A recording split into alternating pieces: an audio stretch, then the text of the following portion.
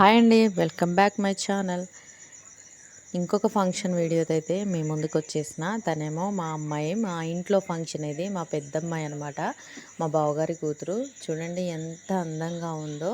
తనని వెనక నుంచున్న అమ్మాయి వాళ్ళ పెద్దమ్మ కూతురు. తనే రెడీ చేసేసింది, చాలా చక్కగా రెడీ చేసింది కదా. హెయిర్ స్టైల్ అయితే చాలా బాగుంది, నాకైతే మస్తు నచ్చేసింది.